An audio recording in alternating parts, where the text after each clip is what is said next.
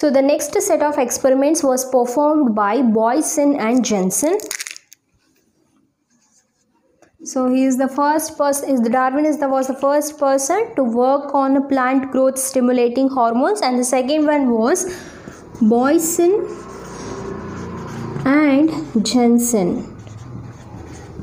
Okay, so in the year of 1913. Even they worked on the same canary grass. Okay, so even they took the coleoptile of the same canary grass. Here what they did is they took a mica sheet. Okay, so it is a kind of metal sheet. So yeah, here a mica sheet was taken, which is a non-permeable membrane. Permeable membrane. So what is this non-permeable membrane? It do not allow any substances to pass through it or to diffuse through it. So that is called as non-permeable membrane. Okay, so here he took the mica sheet.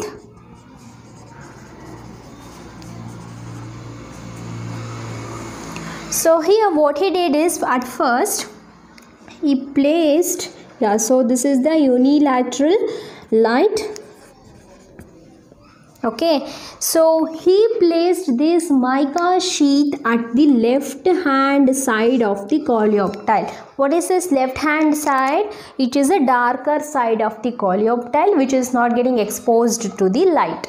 Okay, so here we are exposing light to the right hand side of the coleoptile, not towards the left hand side. Hence he placed this mica sheet on the left hand side of the coleoptile, means at the dark side. Okay, so what was the result? No bending of the coleoptile. Coleoptile was straight even after exposing towards the light. So this coleoptile did not bend. Why? Because, as I told you earlier, this plant growth promoting hormone or the substance, it was not even known that it is an hormone during those early days. Okay, so yeah, so plant growth promoting substance which is produced at the tip of the coleoptile, when it is getting exposed to the light, it has to stimulate and it goes on producing at the tip region. After getting produced, it has to now gradually move towards the downside, that is towards the elongation zone of the coleoptile.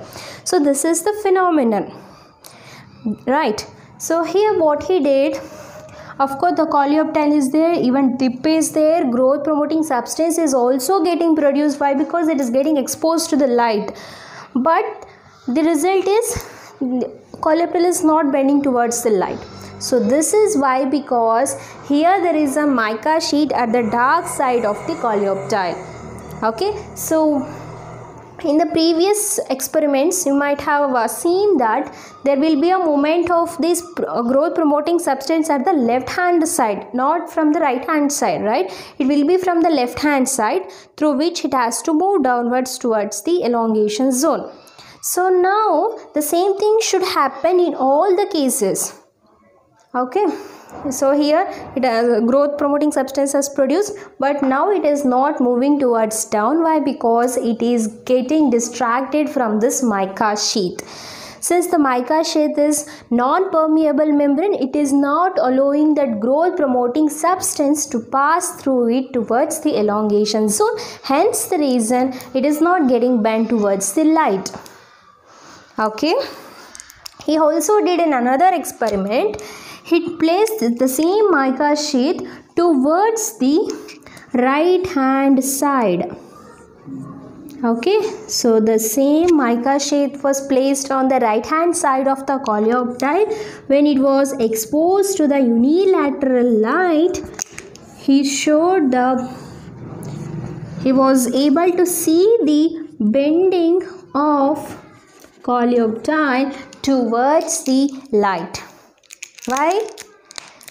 After getting stimulated, growth promoting substances are produced. Now after producing, it will be moving towards the elongation zone. So that very easily, because nothing is there at the left hand side, nothing is there to distract here.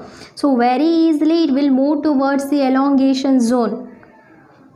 Okay, So that is how the experiments hence here from Boysen and Jensen. Okay, so yes, one thing let me tell you here. After growth promoting substances are produced, okay, they will be gradually moved towards the elongation zone, right? So elongation zone will be consisting of elongation cells inside it. There will be some cells, the cells we call it as elongation cells. Why? Because it is present in the elongation zone. That's okay. So here what happens, each of the cell will be accumulated with the growth promoting substances inside it. What that exactly that substance is doing inside the cell, it is causing the cell to expand. Okay, say for example, these are the cells that are present in the elongation zone. Okay, so here what happens, as the growth promoting substances are diffusing from coleoptile tip to the elongation zone, it has to diffuse from one cell to another cell, right? Yeah, say for example, these are all the growth promoting substances which has been diffused inside it already, and now all the cells are accumulated with this growth promoting substances. So these substances helps in the elongation of these cells. Okay, so this is how the growth happens with the help of this growth promoting substance. Hence here we call it as growth promoting substance. Why? Because it is promoting the growth in the cells of the elongation zone. Hence the reason they are getting elongated. After getting elongated, of course the pressure will causes the coleoptile to bend towards the light. So next comes the F. Wendt. He is the last person in the discovery of this growth promoting substance. So he also did a few experiments here. First thing was, what he did is he took the coleoptile of oats, he did not took the canary grass, the coleoptile of canary grass. Instead he took the coleoptile of oats, which is scientific name is Avena sativa, right? So here he took the coleoptile of oats. So he, after taking, what he did is he also did the same thing. He exposed this coleoptile towards the sunlight. Already, see, F. Wendt, he was very first thing you should know here. Darwin is the first person who concluded that there is some substance at the tip of the coleoptile and it is getting stimulated inside the coleoptile, right? So it was agreed by both Boysen-Jensen and as well as F. Wendt. Okay, so and Boysen and Jensen, what he told us, there will be a movement of these substances, that is growth promoting substances, only at the darker side, not at the region where the light is getting focused on the coleoptile region, right? So next, that statement was also agreed by Darwin and as well as F.W. Wendt. So now F.W. Wendt, he already knew that there is something inside the coleoptile and it is moving at the darker side. So he make use of those conclusions of which is given by the Darwin and as well as Boysen and Jensen. What he did is he took the coleoptile of oats, he exposed that coleoptile towards the light, then he could see the production of some growth producing substances at the tip. Okay, so he did the decapitation of the coleoptile tip after the exposure of this coleoptile towards the light. Why? Because so now the tip will be collected with the what? Growth promoting substances. So he took he could able to collect many coleoptile tips which was already or previously exposed to the light, and now all the tips of the coleoptile is now consisting of the growth promoting substances inside it. He collected few of it and he placed those tips in the gelatin black. So okay, let me write very clearly. So he could place this whole tips which he was collected, which was all previously exposed to the light. Now these coleoptiles are provided with what? Growth promoting substances. Since they were exposed to light, they have produced these growth promoting substances at their tip, and after that he decapitated the tip from the coleoptile and he collected all those tips and he placed in the gelatin block. Okay, so he let all these coleoptile tips to get diffused inside the gelatin. Okay, so for 4 to 5 hours it was kept as like, and later what he did is he started removing the coleoptile from the gelatin block. First he removed only one coleoptile tip to check a series of experiments with it. Yeah, what he did now, again he took the coleoptile of the oats, that is Avicenna sativa, which was not exposed towards the light, but majorly it was decapitated. Okay, so it is not having any cap or the coleoptile tip in the coleoptile. So there is no coleoptile which was already decapitated. He took that coleoptile and he placed the tip of the coleoptile which was placed in the gelatin on, and he placed it on the darker side of the elongation zone. Now we call this entire thing as coleoptile stump.